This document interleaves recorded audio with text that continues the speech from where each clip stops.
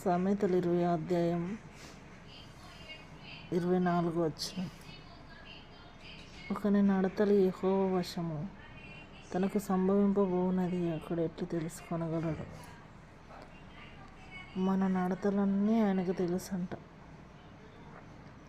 మనం ఏమి మాట్లాడేది, ఏమి చెప్పేది, ఏమి వినేది, ఏమి ఆలోచించేది, ఏమి అడిగేది, ఇవన్నీ దేవుడికి ముందే తెలుస్తాయి. కీర్తనలు 139 అధ్యాయం 1 వచనంలో చూడండి. యెహోవా, నీవు నన్ను పరిశోధించి తెలుసుకొని ఉన్నావు. నేను కూర్చుండుట, నేను లేచుట నీకు తెలియను. నాకు తలంపు పుట్టక మునుపే నీవు నా మనసును గ్రహించుచున్నావు. నా నడకను నా పడకను నీవు పరిశీలన చేసి ఉన్నావు. నా చర్యలన్నీ నీవు బహుగా తెలుసుకొని ఉన్నావు. మాట నా నాలుకకు రాకమునుపే అది నీకు పూర్తిగా తెలిసి ఉన్నది. వెనుకను ముందును నీవు నన్ను ఆవరించి ఉన్నావు.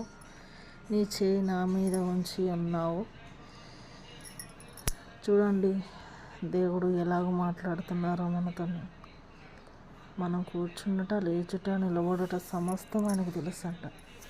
అందుకే సామెతలు 20 అధ్యాయం 24 వచనంలో ఒకని నడతలు యెహోవా వశం అని చెప్తున్నాడు. మన నడతలన్నీ ఆయన ఎరిగినవాడు. ఎప్పటికప్పుడు మనం వేసే రక్తంలో కడుక్కొని ఎప్పటికప్పుడు మనం శుద్ధులాగుటే ఆయన చిత్తం. ఆయన కొరకు నమ్మకంగా జీవించిన వారికి మెండైన దేవుళ్ళు ఉన్నాయి.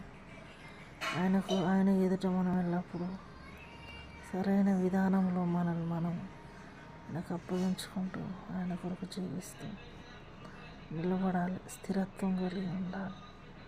స్థిరమైన మనసు కలిగి ఉండాలి. ఆయన కొరకు జీవించటం ఎంతో గొప్ప భాగ్యం. అనేక పరిస్థితులు వస్తాయి, కానీ అవన్నీ మనకు వాటన్నింటిలో విజయం ఇచ్చేది యేసు ప్రభువే. నమ్మకంగా జీవించడం ఆయన కోసం. ఆయన కృపను కోరుకుంటే మనకు సమస్తం సాధ్యమే.